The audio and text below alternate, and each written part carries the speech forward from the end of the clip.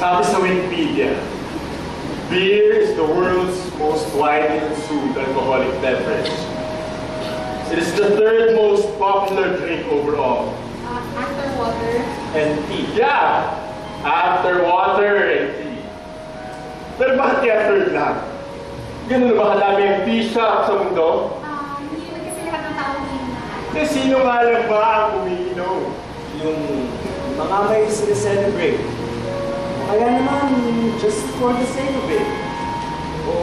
O kaya naman merong pinagdadaanan. Tama ba, Noel? Bakit nga ba tayo umiinom? A, B, or C?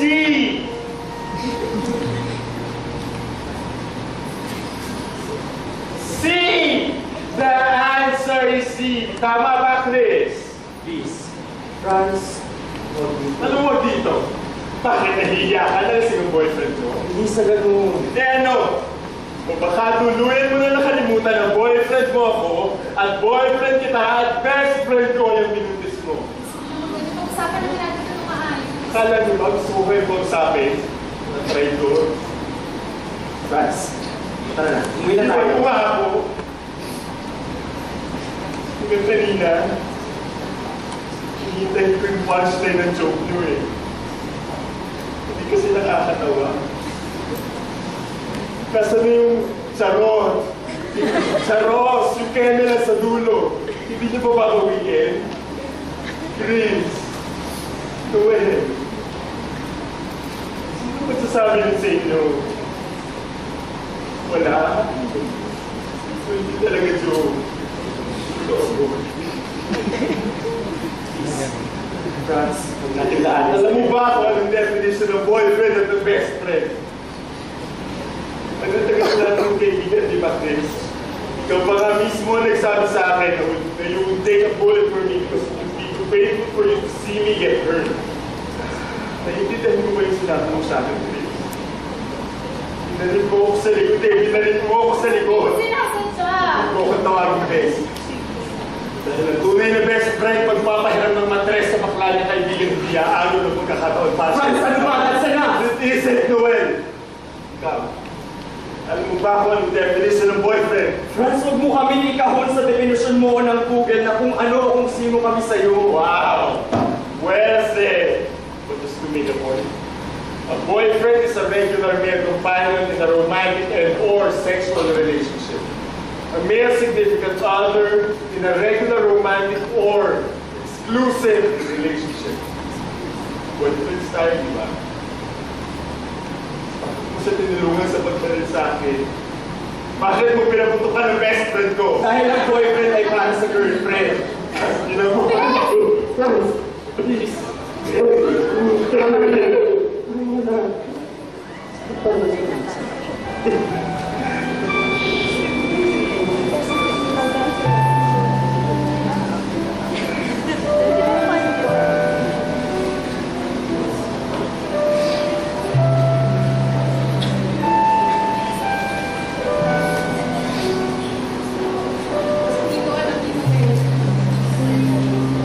Wala akong makalam kung alam niya o hindi.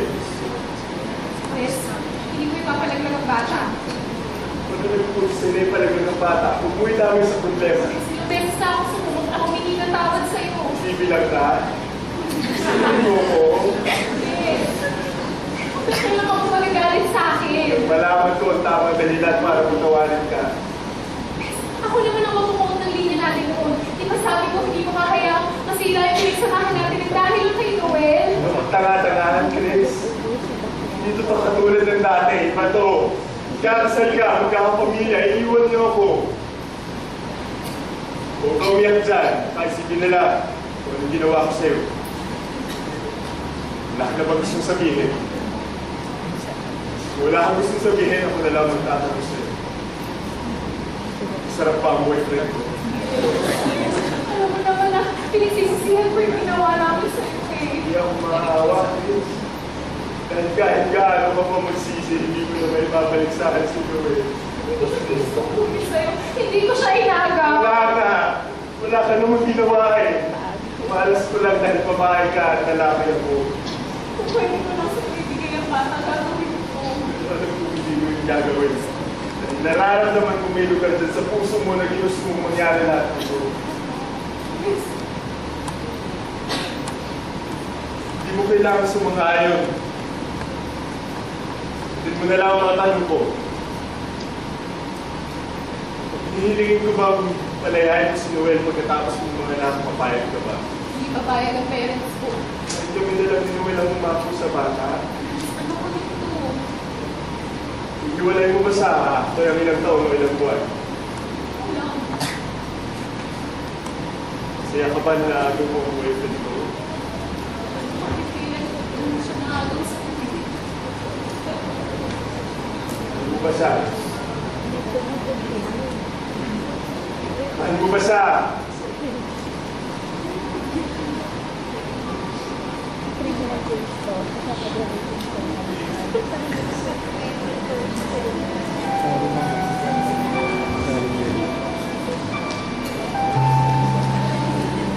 Masyadong mainstream yung mga itatanong sa'yo ay bakit. Ayoko na gano'n para sa akin. Dahil sa dalawang pakinisap ko, isama natin ng maayos. Hindi mali ba? Hindi sa akin. Sa akin. Sa lang ba? Trans, tao tayo, alam mo hindi na kumpleto ang tao. Anong kulang? Hindi ko kaya sagutin. Kung ko ba ako niloloko? Hindi, hindi kita niloko. Kailan tao mo sa nangyari? Alam ko kasi Aksidente? Ano yung nadulas sa balat ng saging tapos natumba? Tapos nahubad yung suot ng damit, tapos nadulas ka din at nagkataw. Wala kang suot ng damit niya. Aksidente, pumasok yung titi mo sa pelvic niya. ganyan kababaw ang kilala ko, Trans. Hindi rin kanya kababoy ang kilala kong Noel.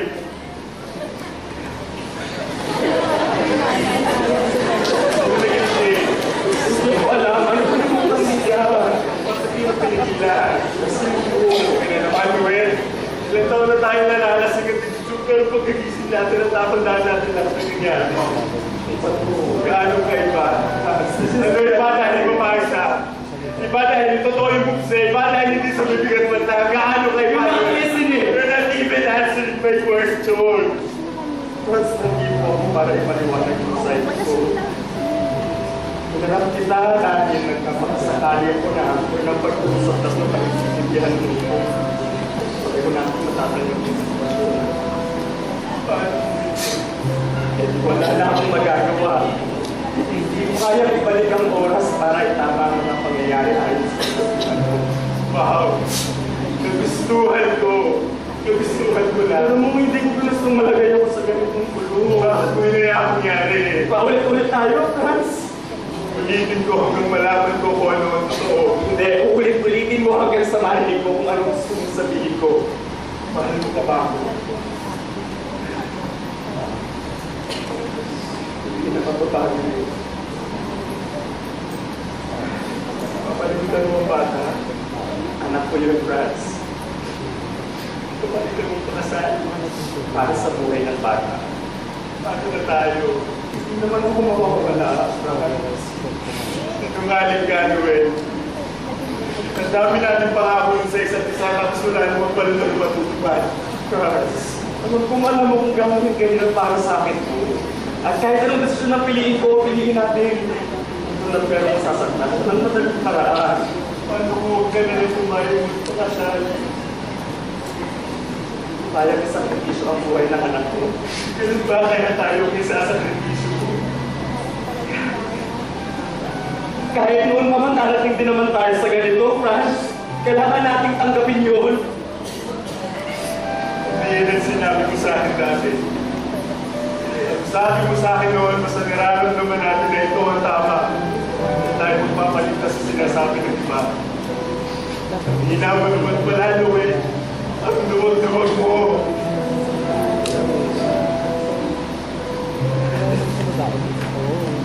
Malakas silang kesa sa atin. Nararamdaman sa akin. Talagang wala ka. Ang tangkipin. You're not staying either. Tulungan na lang natin ang isa't isa na magpatuloy, okay? Isip mo na lang din ako.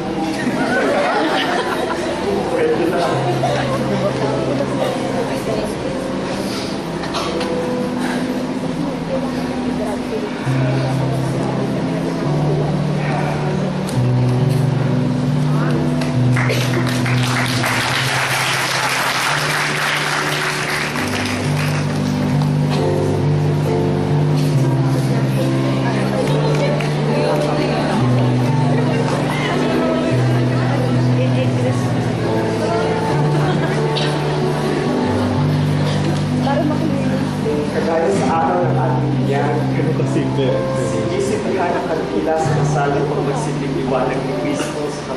ang seremonya ng mag-isang